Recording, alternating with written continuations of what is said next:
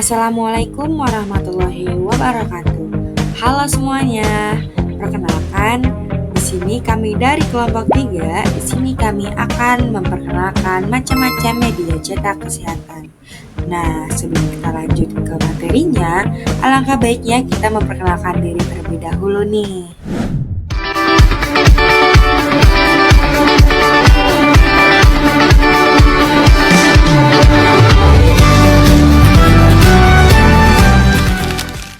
Di tengah perkembangan teknologi digital yang begitu cepat, kita mungkin berpikir bahwa semua informasi kini hanya disampaikan melalui gadget ataupun media online. Namun, nyatanya media cetak masih menjadi salah satu media yang penting, terutama dalam penyampaian informasi kesehatan kepada masyarakat. Media promosi kesehatan merupakan salah satu sarana penting dalam pendidikan kesehatan. Melalui media ini, informasi dapat disampaikan kepada masyarakat dengan lebih mudah, efektif, dan terarah. Dalam dunia kesehatan, media promosi dibagi menjadi 3 kategori, yaitu media cetak, media elektronik, dan media luar ruang. Nah, pada video kali ini, kita akan membahas salah satu media yang paling sering digunakan, yaitu media cetak kesehatan. Nah, jadi apa sih itu media cetak kesehatan? Jadi, media cetak kesehatan adalah media yang digunakan untuk menyampaikan informasi kesehatan melalui bentuk-bentuk cetakan seperti teks, gambar, atau ilustrasi. Nah, media ini banyak digunakan karena mudah diproduksi, biayanya yang relatif murah, dan dapat diakses oleh berbagai kelompok masyarakat. Nah, menurut para ahli seperti Maryam dan Noto Atmojo, media cetak menjadi sarana penting untuk meningkatkan pengetahuan, membentuk sikap, hingga mendorong perubahan perilaku masyarakat agar lebih sehat. Secara harfiah, istilah media berasal dari bahasa Latin yang berarti perantara atau pengantar pesan. Sementara, percetakan adalah proses memproduksi tulisan atau gambar menggunakan tinta di atas kertas dalam jumlah banyak. Jika keduanya digabungkan, media dan percetakan menghasilkan media cetak, yaitu sarana untuk menyampaikan informasi kesehatan secara luas, cepat, dan konsisten. Menurut Eric Barnau, media cetak merupakan semua bentuk barang yang dicetak dan ditunjuk untuk konsumsi publik. Ini mencakup surat kabar, majalah, buletin, dan berbagai terbitan lainnya. Keunggulan media cetak adalah dapat dibaca berulang kali sehingga mampu memperkuat pemahaman pembacanya.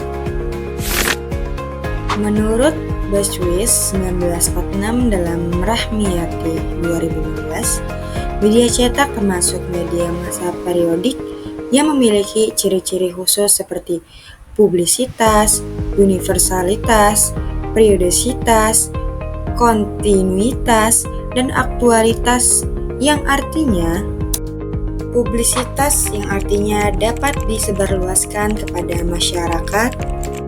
Universal merupakan isi pesannya bersifat umum atau universal yang berarti dapat dibaca, didengarkan, atau dilihat siapa saja. Periodisitas yang disajikan kepada masyarakat secara periodik atau tetap, artinya dari disajikan di sini berarti diterbitkan atau disiarkan. Lalu ada kontinuitas yang disajikan berkesinambungan sampai fakta dan pendapat yang mengandung nilai berita tidak lagi dinilai penting atau menarik oleh sebagian besar masyarakat. Lalu yang terakhir ada aktualitas yang merupakan isi pesan mengutamakan nilai kebaruan. Adapun fungsi dan peran media cetak dalam kesehatan. Yang pertama ada fungsi media cetak dalam kesehatan. Di sini ada mendistribusikan informasi kesehatan. Nah, media cetak menjadi saluran utama untuk menyebarkan informasi tentang penyakit, pencegahan, gaya hidup sehat, dan kebijakan kesehatan publik. Nah, lalu ada meningkatkan literasi kesehatan atau pengetahuan masyarakat dengan melalui lewat artikel, rubrik, infografis cetak, dan media cetak. Ini membantu orang memahami isu kesehatan, faktor risiko, dan cara bertindak.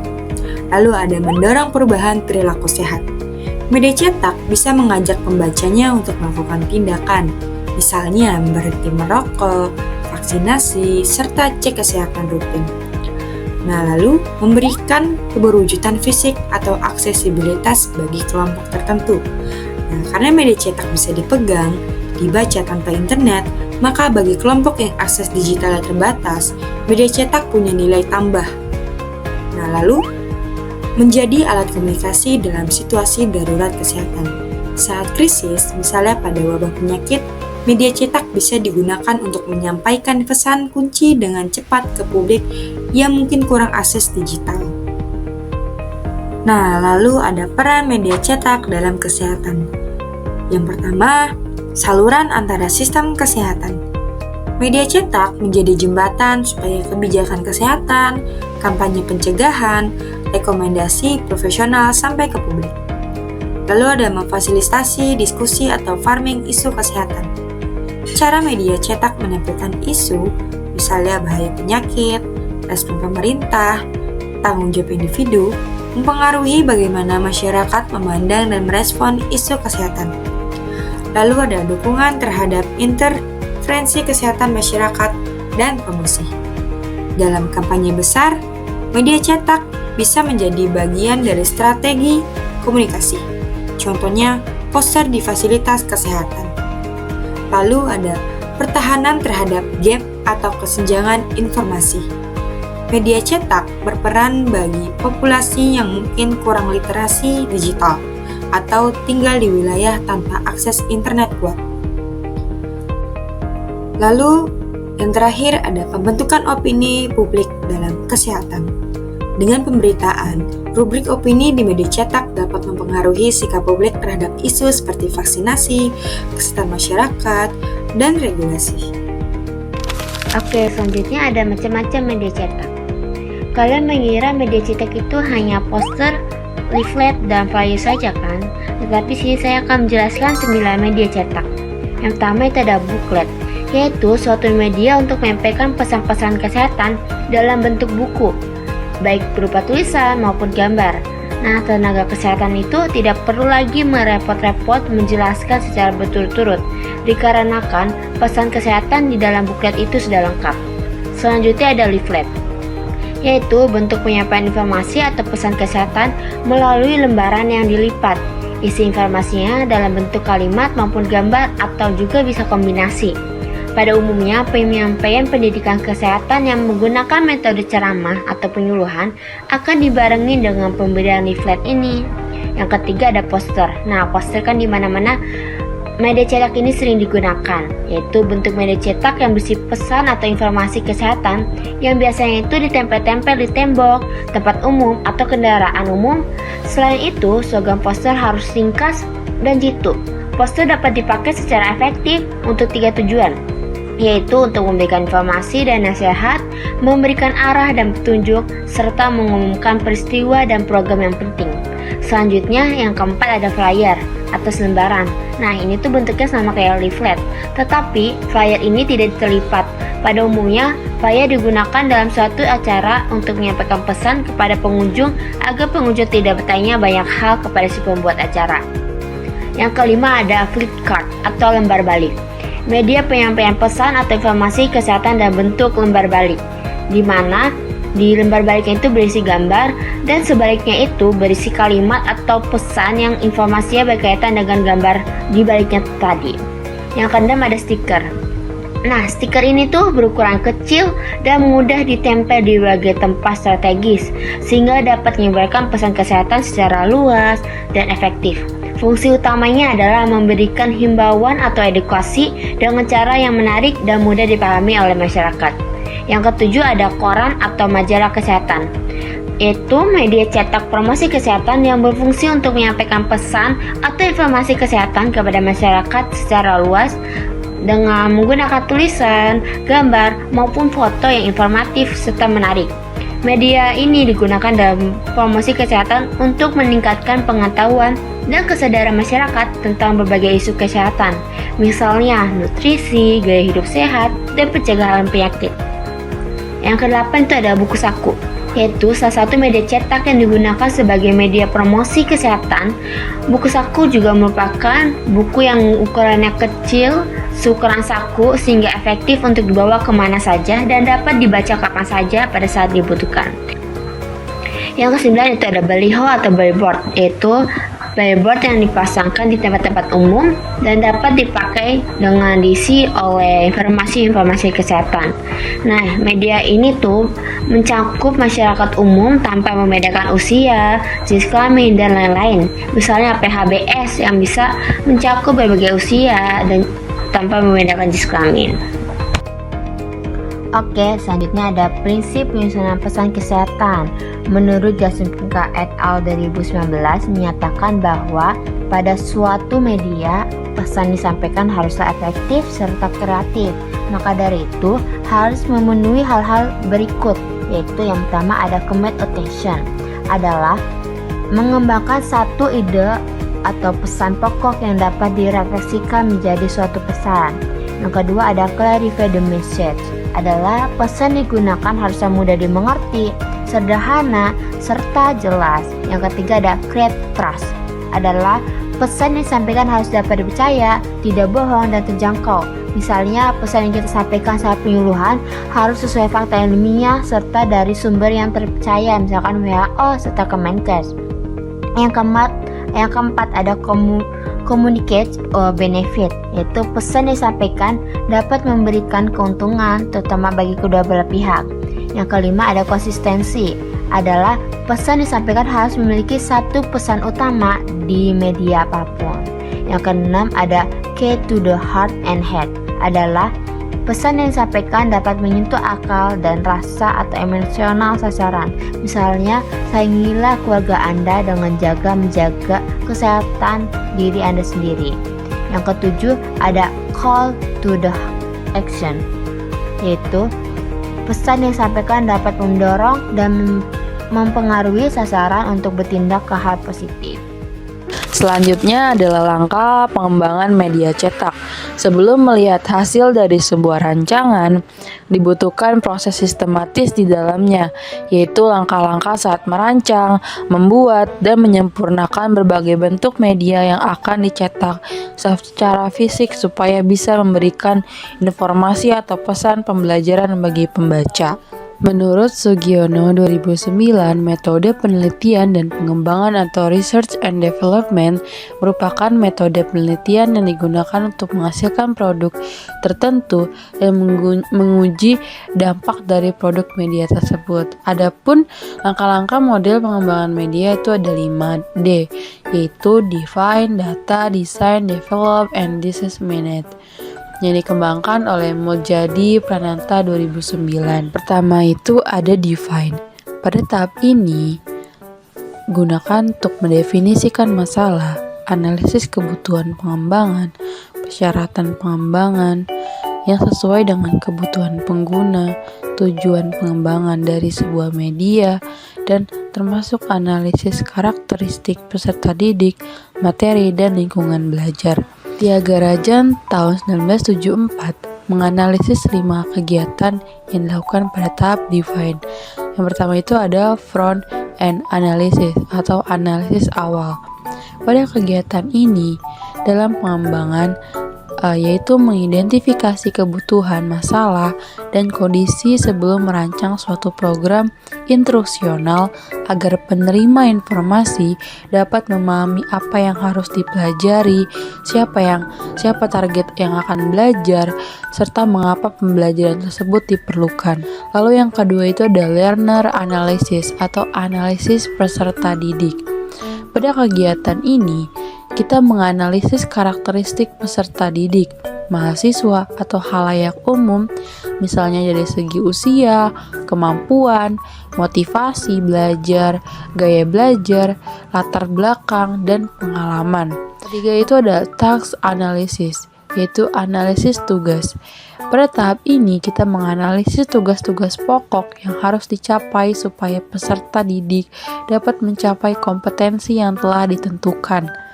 Dengan menentukan urutan isi dari yang sederhana ke kompleks, memecahkan keterampilan menjadi langkah-langkah yang akan dijelaskan dalam media. Ada konsep analisis atau analisis konsep.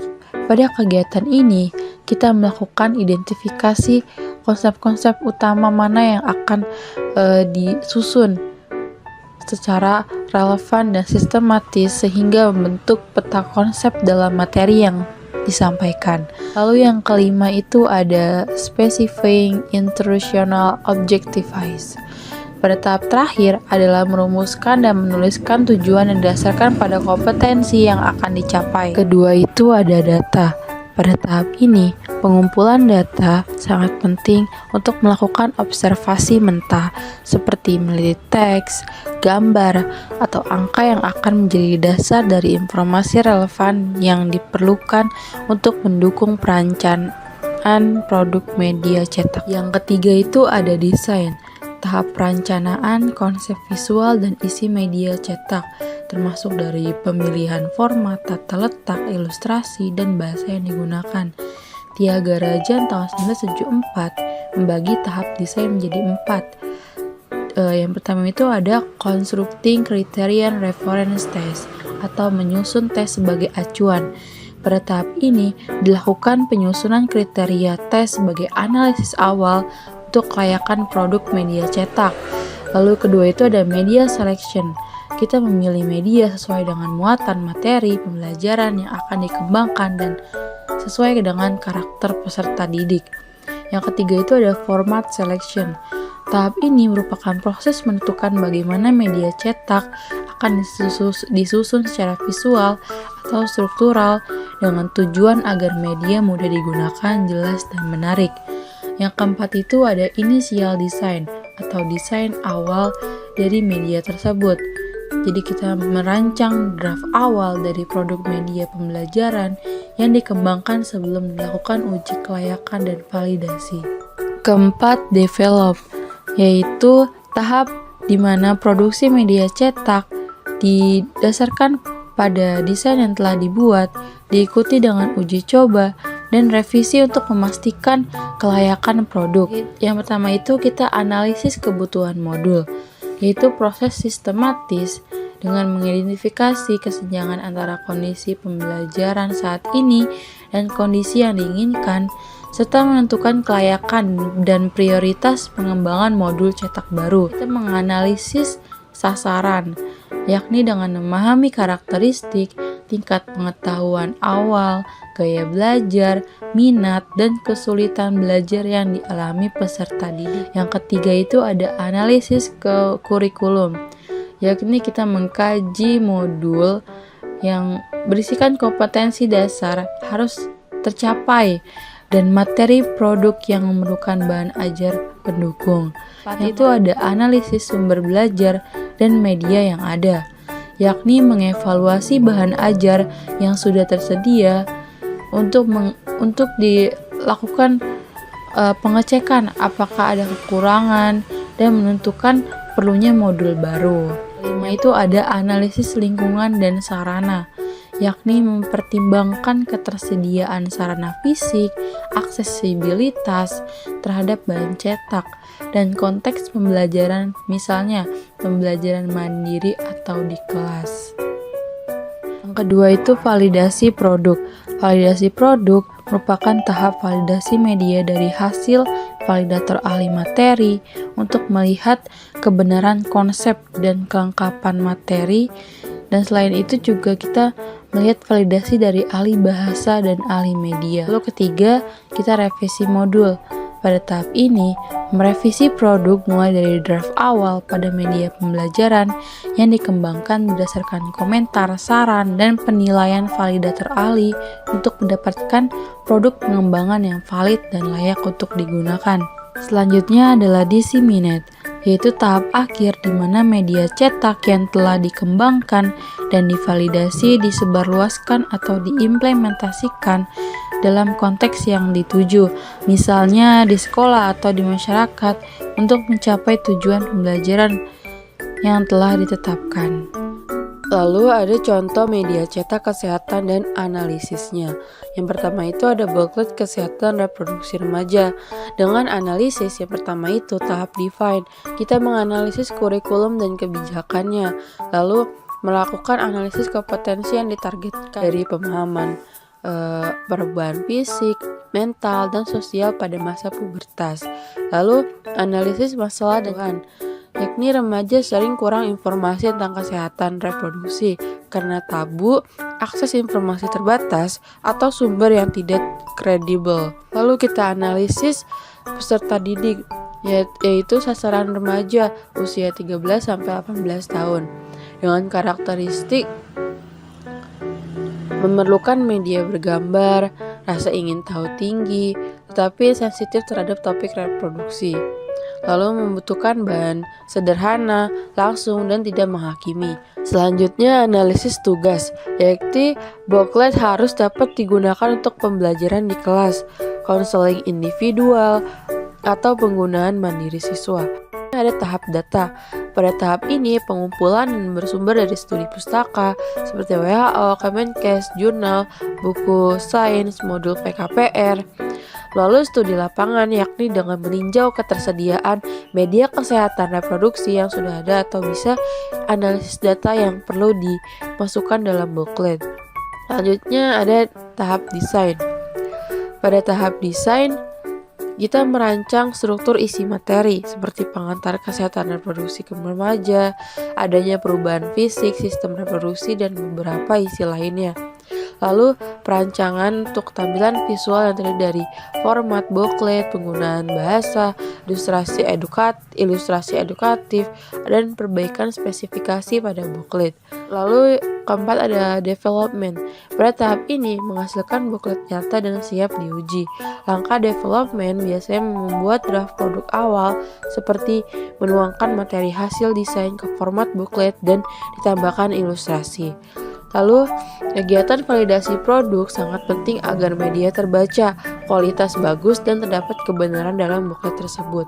Terakhir itu ada tahap disseminate, yaitu tahap di mana media produk sudah tersedia untuk melakukan penyebaran, memastikan booklet dapat digunakan luas dan bermanfaat. Selanjutnya, ada contoh media cetak dari Leaflet. Mari kita simak video pembelajarannya. Anatomi leaflet secara umum akan kita bahas. Yang pertama, leaflet akan terdiri dari 6 halaman atau 6 muka. Pada muka pertama merupakan cover atau judul.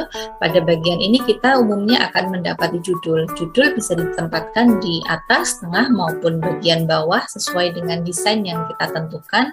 Yang terpenting judul adalah besar dan dapat dibaca dengan jelas. Selain itu, pada bagian cover terkadang juga bisa kita dapati ada beberapa highlight atau pesan penting, bisa 1 atau 2, seperti ini contohnya. Kemudian ada juga beberapa kalimat yang bisa digunakan untuk meng-engage reader. Jadi misalnya diberi pertanyaan, apakah Anda mengetahui bahaya dari tuberkulosis misalnya, atau apakah Anda mengetahui bahaya dari merokok, dan lain sebagainya. Kemudian kita bisa menggunakan gambar maupun foto yang dipastikan bahwa copyright bebas dari isu hak cipta. Kemudian di bagian bawah atau di bagian atas bisa ditambahkan atau sebaiknya ditambahkan dengan identitas institusi atau kontak apabila misalnya pembaca atau pasien atau masyarakat ingin mengetahui informasi lebih lanjut terkait kesehatan sebagaimana yang dicantumkan dalam leaflet. Kemudian ada halaman 2, 3, dan 4.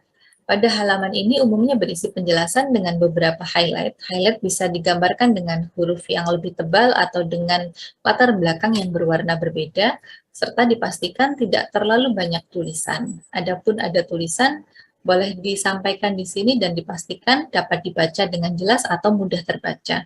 Gambar-gambar yang disajikan harus relevan dengan topik atau informasi yang dibagikan pada tiap bagian. Misalnya pada bagian gejala, maka animasi atau foto atau gambar yang disajikan sesuai dengan gejala yang disampaikan. Demikian juga aktivitas-aktivitas lainnya yang bisa digambarkan dengan gambar. Pada halaman terakhir, yaitu halaman 5 dan 6, Area ini merupakan area penutup atau bagian penutup dari leaflet. Maka di sini perlu ada kesimpulan atau call to action. Call to action dapat dibuat dalam bentuk akronim. Bagian penjelasan seperti gejala, diagnosis, dan lain sebagainya juga dapat dibuat akronim atau jargon yang mudah diingat pasien. Misalnya, kita bisa menggunakan cerdik sebagai salah satu jargon yang digunakan secara umum dalam Germas, seperti ini, atau kita juga bisa membuat akronim sendiri yang sesuai atau relevan dengan hasil penelitian atau dengan jurnal atau guideline yang menjadi referensi yang kita buat. Setelah itu, pada saat melakukan pembuatan leaflet, ada beberapa hal yang harus kita perhatikan pada saat menentukan desain atau menyusun desain dari suatu leaflet. Yang pertama adalah terkait konsep.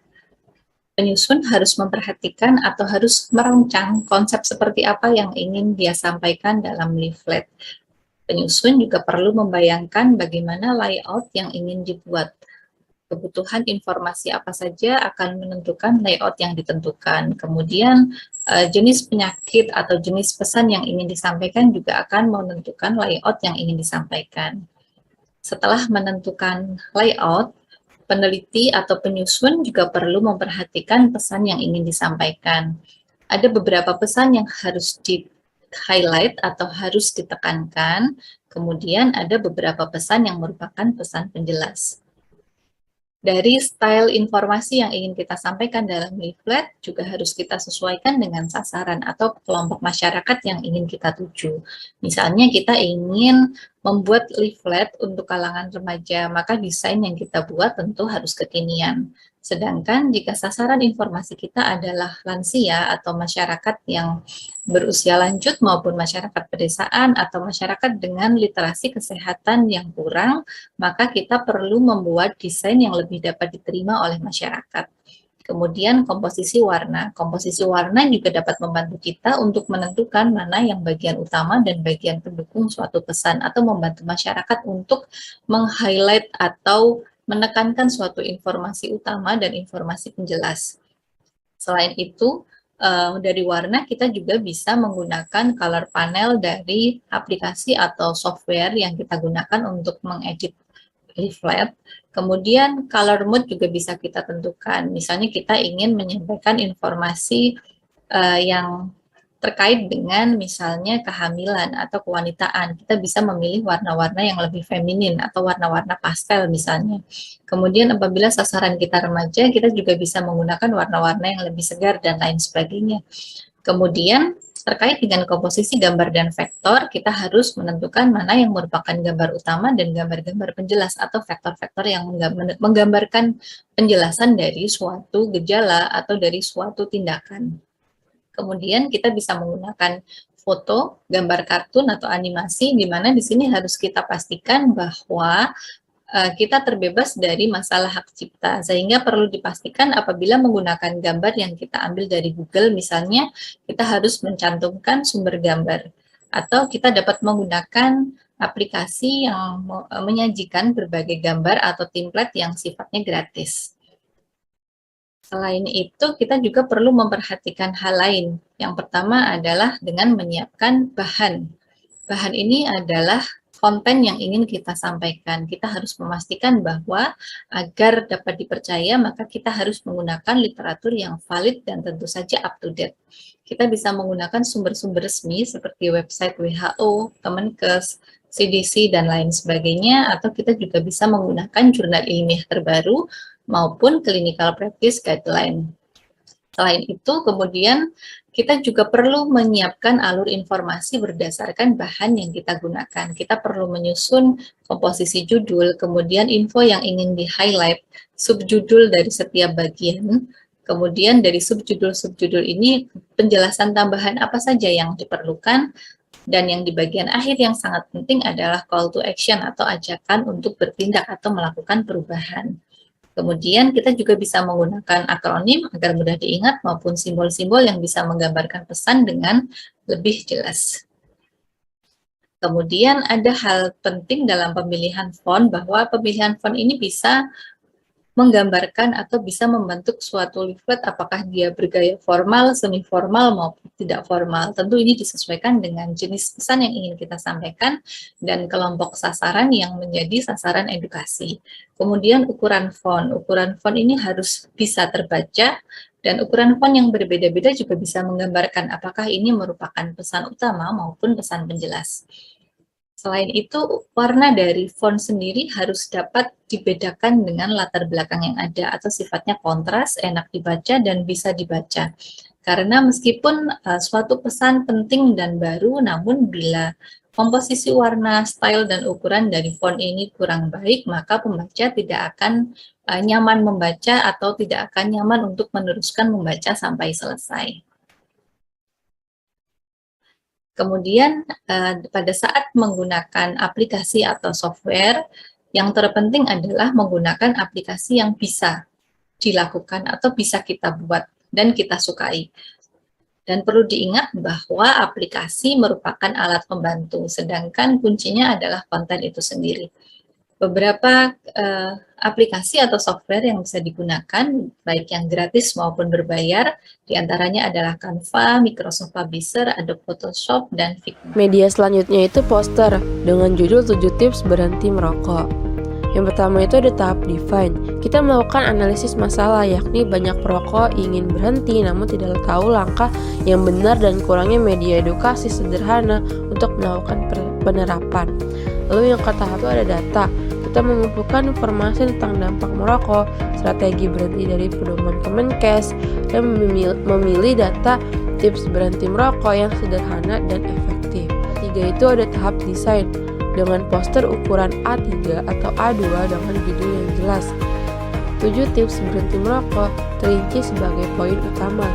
Struktur kontennya, kita tentukan tanggal berhenti, hindari pemicu, gunakan pengganti dari rokok, lalu cari dukungan keluarga atau teman, olahraga ringan, atur stres, konsultasi ke layanan berhenti merokok. Dan desain juga perlu tentang warna yang tegas, teks singkat, dan mudah dibaca. Selanjutnya, tahap develop. Membuat draft poster menggunakan aplikasi dan memasukkan teks singkat serta ilustrasi ikon tiap tips.